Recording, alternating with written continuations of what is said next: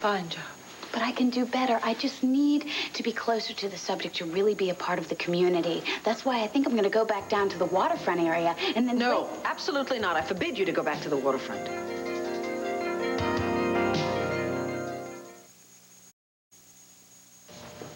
Listen, Ace, I hate to break it to you, but we're going to get married with or without your blessing. Whoa, Cord. Hold on. It's just that, see, I don't approve of you two eloping like some starry-eyed teenagers. I mean, I was going to pull that prank with Renee, but we decided on a kind of a proper church wedding. Well, we know, and we think that's wonderful. Yeah, have you all set the date yet? Yeah, next month, and we're going to pull out all the stops. A big to-do at St. John's, a huge reception. Instead of you two running off, why don't you join Renee and me? Make it a double wedding. Well, Ace, I don't know about... What do you mean? What don't you know? It's going to be the biggest blowout this town has ever seen. A double wedding. Honey, what do you think about that? Well, I kind of have to admit it might be nice, you know, walking down the aisle in a big white dress and having it all written about in the society column. But if you want to elope, I mean, that's okay, too. But you would like to do the church thing with the white dress and the society column and everything, right? Yeah, I guess I would. Well, seeing as how the first time it was just you and me, maybe a big church wedding wouldn't be so bad. That is, if Renee doesn't mind. Mind? If Renee were here, she would insist on it, Cord. Okay, well, I guess it's a double wedding then. Oh, Cord, that's so wonderful. Thank you. Oh, Asa. Oh, there's one little thing. Renee, I have a pictures taken for the afternoon edition of the Banner. I think that, you two should be included, too. Well, that makes sense. I mean, what's a double wedding ceremony without a double wedding announcement? True. Well, why don't we go break the news to CJ? Okay, I'm going to stop by the Banner and fill Vicky in on all our plans. Even better. Bye. Thank you. Why don't you want me to take pictures of the homeless? I'm sorry, Christine. You are a member of my staff now, and as such, I'm concerned for your welfare. The waterfront is simply too dangerous an area for you to go into. I was just down there yesterday. I didn't see any danger. Yes, yesterday you were looking at it through a telephoto lens. I don't want you to go any closer. But I know I could get the shot that I want if I could get inside their community. Yes, you could also get yourself into a great deal of trouble, Christine. There are lowlifes down there who prey on homeless people. I don't want you taking that risk. What if I was covering a war, a riot? Wouldn't I be taking a risk then? Isn't that what photojournalism is all about, taking risks? Christine, these pictures are perfectly acceptable as they stand. There is no reason to endanger yourself simply to prove a point. But perfectly acceptable isn't good enough for me. If I'm ever going to make it in this business, I've got to be willing to go that extra mile, which could make all the difference in the world between a good shot and a terrific one. All right, now you listen to me. No staff member of mine is going to risk her neck as long as I have anything to say about it. You were assigned to take pictures. These are the pictures I assigned you. You did them, and I've accepted them. I don't want to hear any more nonsense about you going back to the waterfront. Do you understand me? What? Nothing. It's just me, a stubborn streak. My dad said I inherited from my mother, and it gets me into trouble sometimes. What does that mean? She was strong, she knew her mind, and nothing stopped her from letting people know it. And I can kind of imagine having the same confrontation with her if she thought I was behaving recklessly. I thought you said you never knew your mother. Just from what my father's told me. As a matter of fact, every time I dig my heels in on an issue I feel strongly about, he's like, there's your mother again. But he says it with such love and respect in his voice. I know he's proud of me the way I turned out. To tell you the truth, so am I.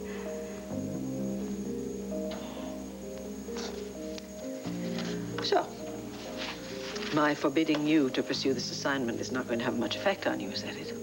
Well, ultimately you're the boss, but I know that the only way I'm going to be able to get the pictures that I want is to go down to the waterfront, even if I have to do it on my own time.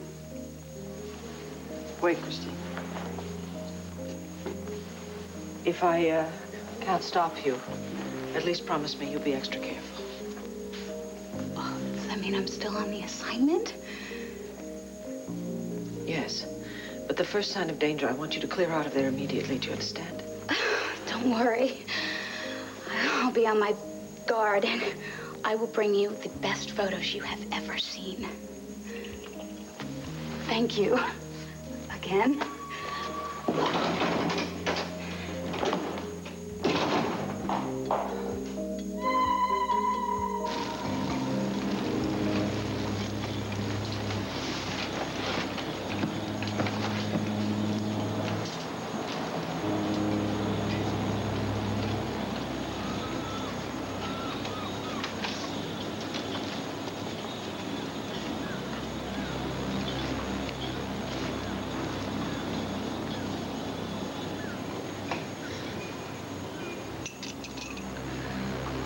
Who's that, Mommy? Tanya, it's not polite to point. But she doesn't belong here. Forgive my daughter's bluntness, miss. Strangers make her uneasy. You're new to our community. Oh, I'm not. I mean, I'm just... It's okay. I understand. Took me a while to accept it myself. It's not easy. One day you have a home, family, and the next, it's all gone. I guess all any of us can do is try to make the best of it and pray that God will give us the strength to see it through. Trouble is, people think we're all deranged or that we choose to live in the street. They don't realize that most of us are just like everybody else, except fate's dealt us a lousy hand. Have you lived here long? About 6 months now. It's especially rough on Tanya here. Broke my heart when I had to take her out of school.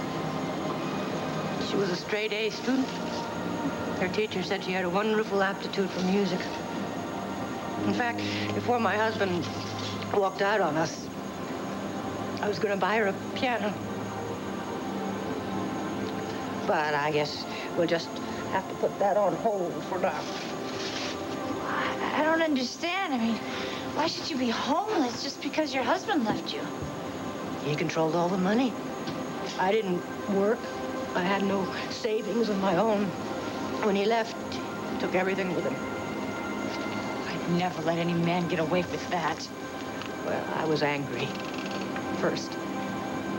But then I realized he hadn't taken with him the most important thing in my life.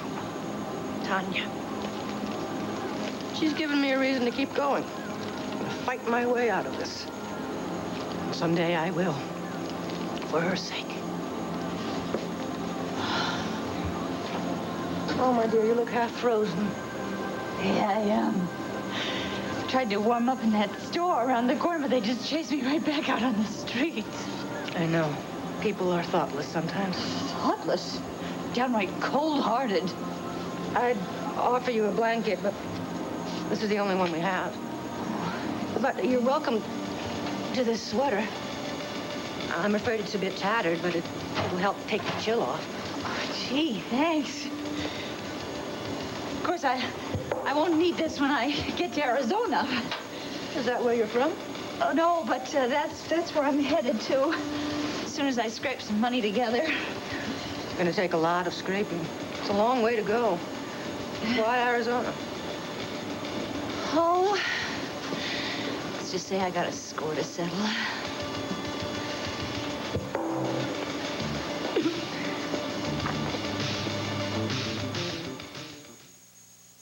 Presenting the amazing super strong straps on the Hefty Cinch Sack. Hefty Cinch. Yeah. Mickey? Tina! Oh, darling! Mickey! My goodness! It's so good to see you.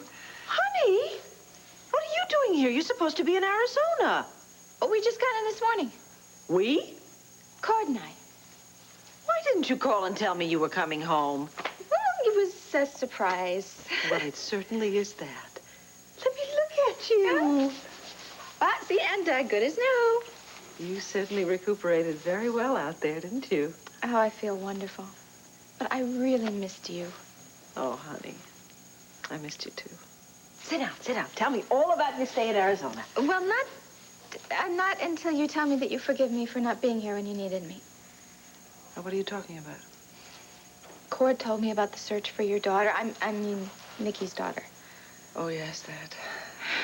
Well, I should have been here to help you look for her. I mean, I remember how horrible it was for me when I couldn't find my baby, and, well, you've always been there for me, and... Don't give it another thought. You couldn't have done anything anyway. What do you mean? Are you saying there's no hope in finding your daughter? There's always hope. And with God's help, I will be holding my daughter in my arms. One day. Asa?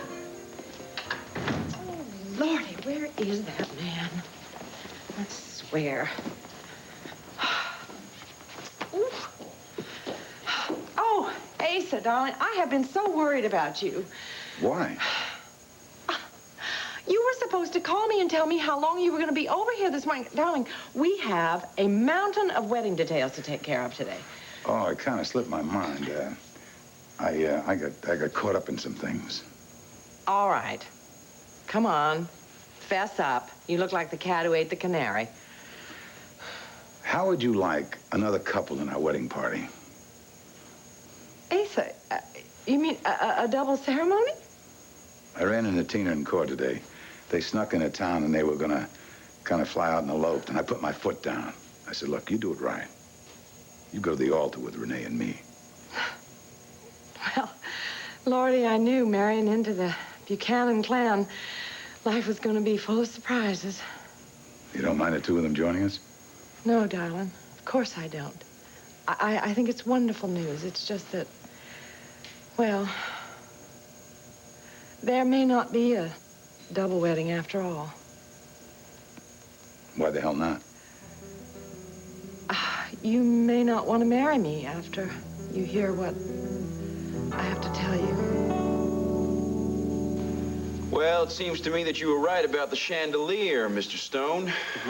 Detective Anderson will have one of his men check it out more thoroughly, but, well, it looks to me as if somebody definitely tampered with it. You see? Yeah, I was right. I knew it. Someone is trying to kill me. Yeah, the question is who?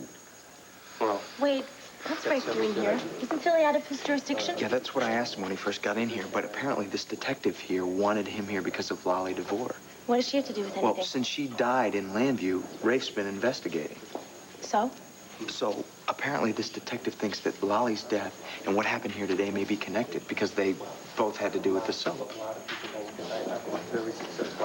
Mary Lynn, the guard at the door told me what happened. Are you all right? Yeah, I'm fine. But if I hadn't seen the chandelier falling, it would have killed Randy.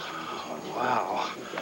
I mean, I know a lot of people have taken numbers to settle up their score with Randy, but I can't imagine anybody going so far as to try to kill him. See, I think the same thing. I think Randy's using this as a publicity stunt. Someone's trying to kill him right. The whole thing's going to turn out to be an accident. Watch. Well, just as long as nobody got hurt. Yeah, I'm glad. But I hate to admit it, I'm also glad it took Randy's mind off his latest tirade about my interview in Secrets of the Soaps. Well, why was he mad about that? I mean, I thought it was a wonderful interview. You did? Well, yeah, sure. I mean, that's why I came here. I mean, I thought it was honest and warm, and I'm sure it's going to bring a lot of new members to the fan club. Yeah, well, there is something I think I should tell you about the show. What about it?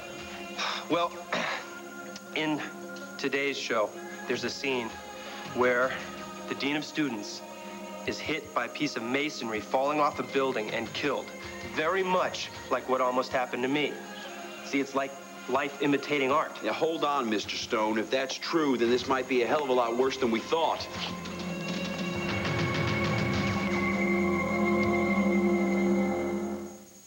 The Hoover Elite really deep cleans carpet. What could be more important than this? I was almost killed. Well, I was about to go public with this information anyway. I guess there's no harm in revealing my findings. Yeah, what findings? Lolly DeVore's drowning wasn't accidental. It was a case of premeditated murder. She died the exact same way our character did on the show that day. That's right. Like Mr. Stone said, life imitating art. Wait a minute. You mean every time a character dies on Fraternity Row, some nut tries to duplicate it in real life? Well, I'm not about to jump to that kind of conclusion. Neither am I, but I don't think we can rule out the possibility. Lolly DeVore died before her episode aired, which means that somebody in this studio had something to do with it. Probably somebody right here, right now. Yeah, if I were you, I wouldn't get too crazy over this until we know some more facts. Yeah, right. Yeah, I'm not taking my chances. I'm out of here. Well, what about the show? Sweetheart, that's why I have an associate producer. Yeah, listen, on the way home, I want you to stop at the hospital, have that arm checked out. Right, Detective. Thank you very much. If he doesn't relax, he's going to have a heart attack on top of everything else. Yeah, look, maybe you should have one of your men escort him to the hospital and make sure he gets back to his apartment okay. It's a good idea. Meanwhile, I want all of you to remain available for questioning. Lou, let's go. I'll keep you posted on what's happening, all right? Okay, thanks.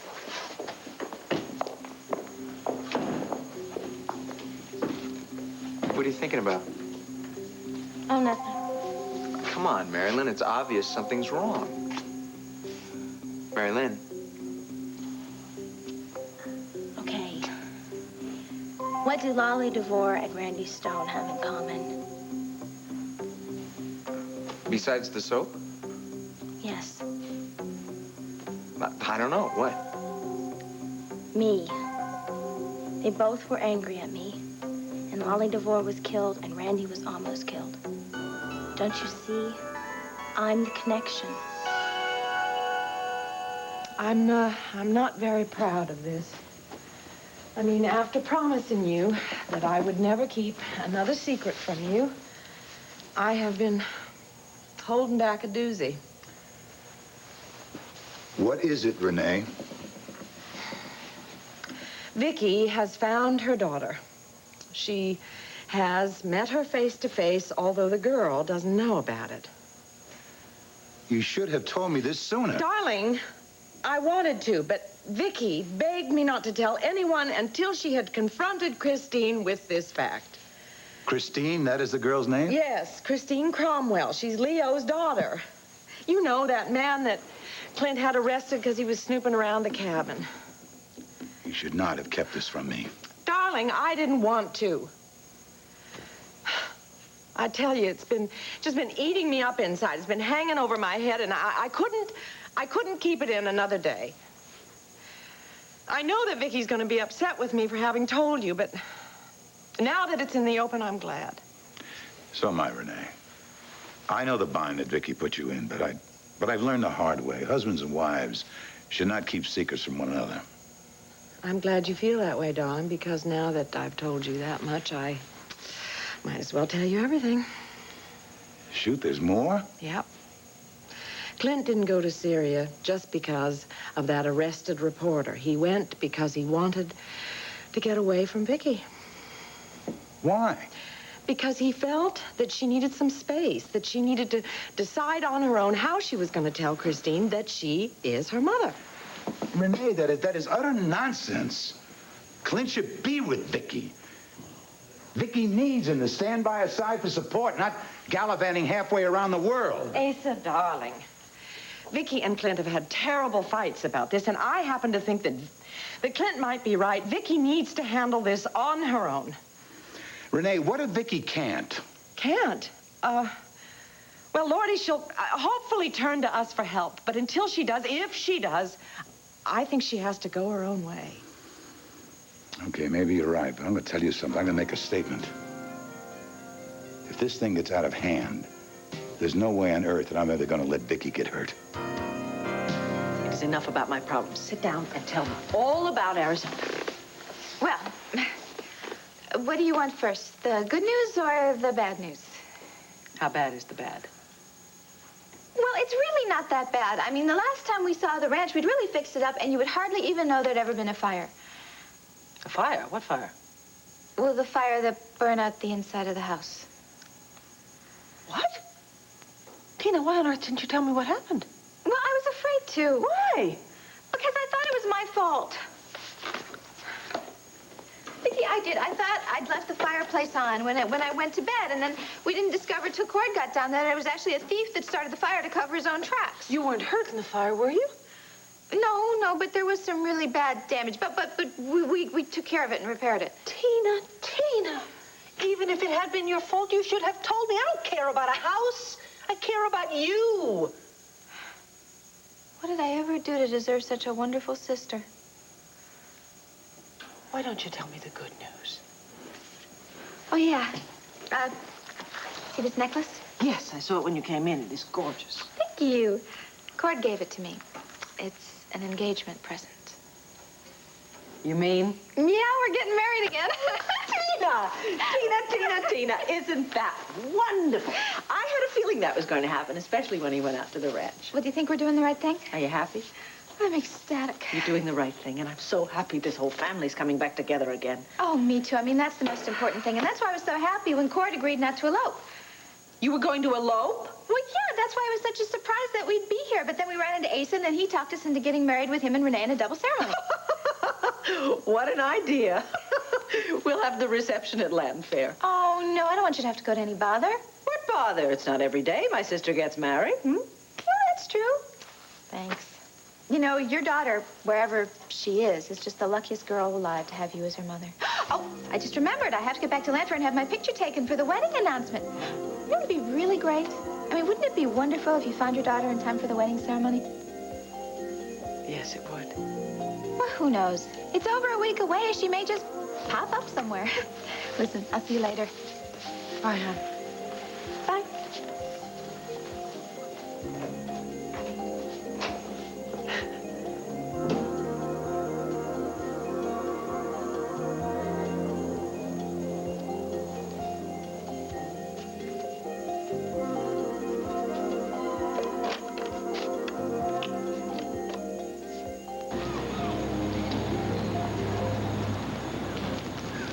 Hi.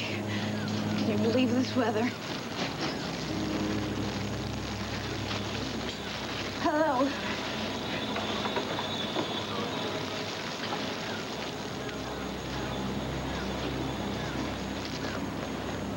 Hi.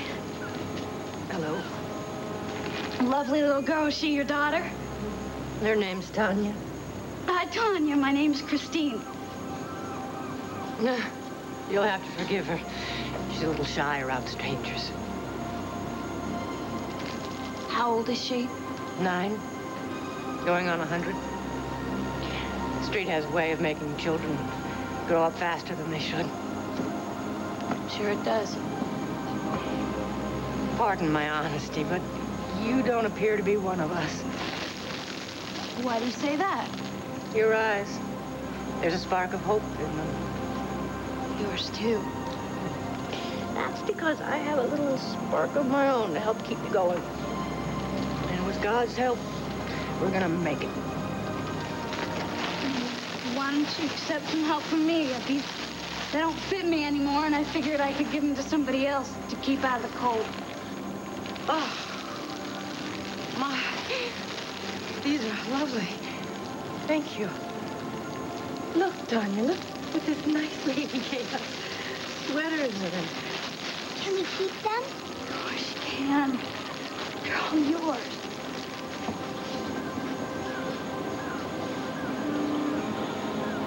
Don't you dare touch that child! What? Let her go this instant!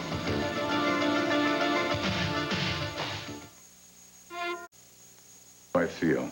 Well, I'm going to tell you, it's a pleasure that most men will never have in their lifetime, and it's a pleasure that I'm definitely looking forward to. And where's the ceremony going to be held? St. John's Church. And has the best men and bridesmaids already been picked? Oh, the best men will be on the altar. Right, Cordero? Oh, yeah. Come on, Yes, you sir. guys. Actually, we haven't decided yet, but we'll probably know in a couple of days. Well, Cord, where's your bride-to-be? That's a good question. She should have been here by now. As a matter of fact, Honey, I'm here. how's that for timing? There we go. Oh, I'm sorry. I didn't miss the interview, did I? No. Oh, no, not at all. As a matter of fact, I was hoping if you might be able to tell us what your wedding gown's going to look like. Well, I'm afraid I don't know that yet. You don't? Well, all this happened so fast. dressed. I mean, I haven't had time to figure it out yet. I mean, exactly what I'm going to wear, but I can guarantee you it's going to be white, and it's going to be beautiful and big and fancy and really expensive and absolutely gorgeous. And you know what? Hold on a second here. I think you're going to give old Rick your rider's cramp. Oh, I'm sorry. Am I talking too fast? No, that's all right. I think I've got the gist of it. Good. Ready when you are. Oh. Well, I guess that's all I need for right now. Thanks a lot. Thank you. All right. Okay. If I could have the ladies over there with the gentleman right behind them. All right. Go. Oh, this is so exciting, huh?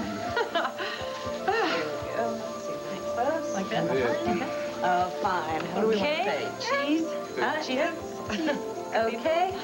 Now, let's have a nice big smile. Oh, that's going to be easy because absolutely nothing in the whole world is going to stop us from being happy now. Okay, beautiful. One more. Gotten into you. This nice girl was just giving us some clothes to help keep us warm. Oh, yeah, and where did these clothes come from? They're mine. Oh, really? Then how come it says Landview Thrift Shop right here on the label, huh? What difference does that make? What matters is that she's come down here out of the goodness of her heart. And what about that camera? What are you doing with that camera?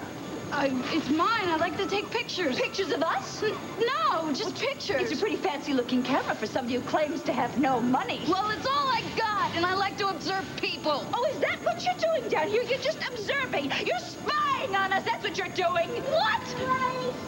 Stop it, please. Can't you see you're frightening my daughter with all this? Yes, she's got reason to be frightened, just like all the rest of you do, because that woman is dangerous. She is a phony. She hasn't come down here to help us. She has come down here to take advantage of us. I am not. You are a lying phony. That's what you are. You lied about those clothes, and you lied about the camera. There's one thing that I hate. It's liars.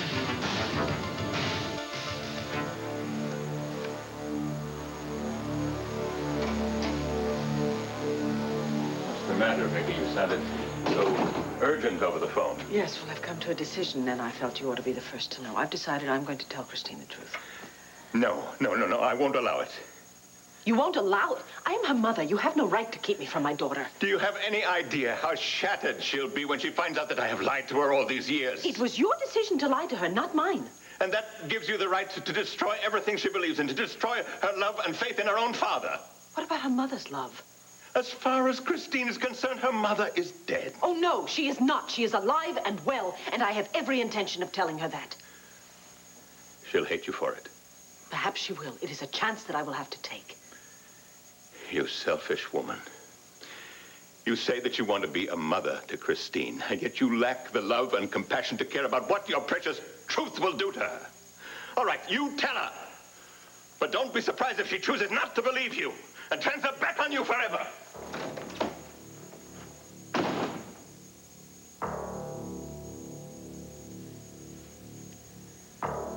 Oh, dear God, I hope I'm making the right decision.